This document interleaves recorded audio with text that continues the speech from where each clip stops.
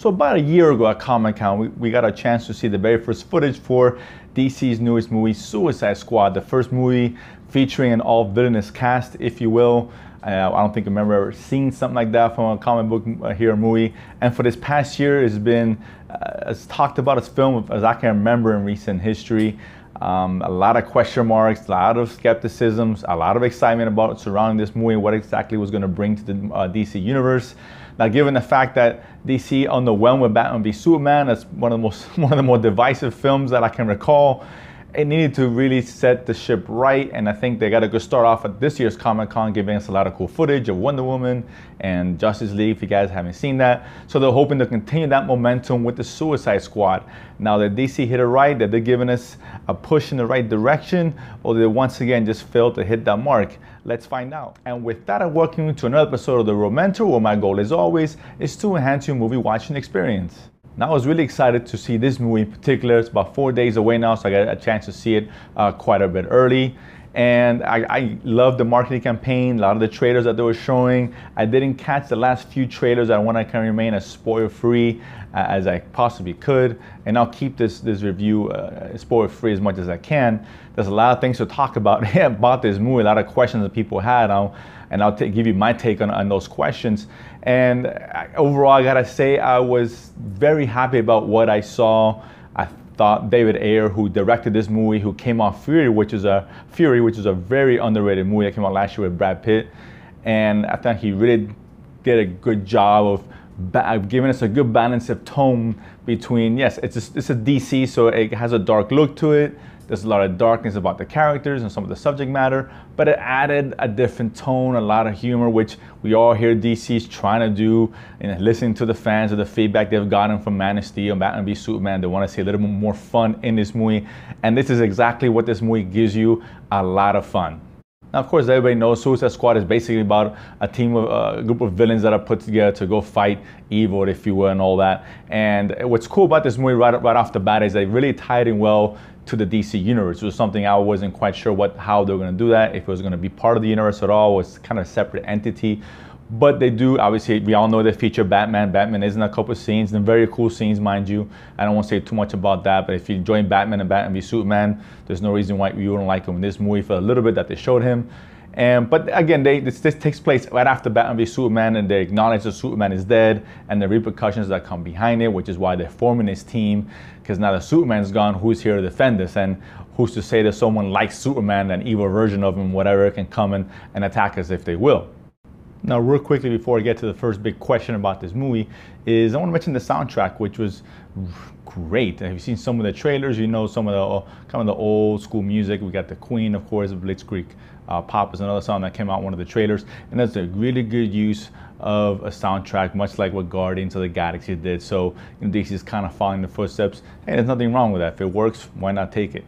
And that also has a pretty good original score, which added a lot of fun to the movie. So that's one thing I kind of wanted to get out there that was worth mentioning. But now, of course, the first major question anyway, is Jared Leto's performance as the Joker.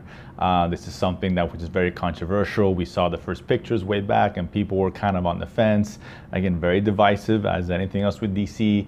We weren't sure how he was going to portray him. We just came off Heath Ledger, of course, and his fantastic performance as the Joker, of course. Jack Nicholson's done it before, Mark Hamill in the animated series, and Jared Leto's take on it, it was good. I really liked him as the Joker. The only issue is that they didn't show him a whole lot. He was a little bit more in the movie than I thought he was going to be.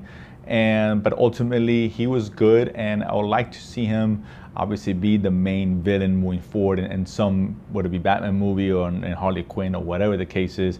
But he was good, and all his tattoos and other things, his look that people were kind of hating on initially, I was kind of on the fence as well. But it's in the context within the movie, it works. It's not distracting at all. He's got some pretty cool scenes in it, and I would love to see him in a bigger role. But I get why he didn't have a big role in this movie, because ultimately it is about the Suicide Squad. Secondly, for me, Will Smith was the other big question mark. I'm not a Will Smith fan. I mean, I'll chill with him in Bel-Air any day of the week. He's very charismatic, lovable, blah, blah, blah, great. But his movies never really hit home with me. I don't like him as much as an actor. And so I was really concerned about Will Smith being in this movie. There's a lot of issues with him behind the scenes, and was he gonna monopolize this movie and dominate the screen time? And although he is one of the major characters, I actually liked Will Smith in this movie. I thought he did a really good job as Deadshot. He was given the most weight out of any of the characters in there, including Harley Quinn, which I'll get to in a moment, and it really worked. Now at times there were some lines a little bit cringe-worthy, and overall the movie has some cheesy scenes, but at the end of the day it wasn't Will Smith's fault, or the acting falls more along the writing. I don't even blame David Ayer. He did a really good job directing, putting his movie together and directing it. But he was great. I liked Deadshot a lot. He was a really cool character, had a lot of depth to him, and I think he was the heart and soul of the Suicide Squad. Now, of course, I've been championing for Margot Robbie for a long time. I thought she was perfectly casted to play Harley Quinn, and I was dead on. She is great in this movie. It's a lot of fun. She was made for this role. Again, perfect casting. She breathes a breath of fresh air every time she's on screen, and I'm looking forward to her solo movie and her continuance in the DC universe. Overall, everybody worked really well. The cast was really good. I even Jai Courtney, who I don't particularly like, he was actually pretty good. Killer Croc came off not as bad or as cheesy as I thought he may have come off. They had a lot of good chemistry amongst the team. It was a lot of fun with them, their interaction. That's what really made this movie. The villain, a little undeveloped. I was surprised about who the villain was. I haven't seen all the trailers, so it was nice to be surprised. And the villain was okay. You know, I like there's a lot of elements, almost like a zombie-like horror movie. I don't want to give too much away. But it was interesting to see that play out. But she wasn't a very fleshed out character in terms of the villains concerned. However, the key to this movie is just the interactions between all the characters. It's a lot of fun, really cool action, very well shot, which I'm not surprised given that David Ayer's past. And again, I was really happy to see everything come together well. Now, this movie didn't blow me away. I'm not saying it's the greatest thing you've ever seen. It's probably the most fun DC movie we've had yet. Not that it says a whole lot. I mean, it's only been 3 movies, but it's a definite step in the right direction in the tone that they're trying to go for. Really good balance between the dark and the funny. I liked it a lot. And I think most of you guys are going to enjoy it. It's not a fantastic movie, but it's a fun movie, good adventure. Go get some popcorn. You're going to enjoy it. Sit back and just take it for what it is.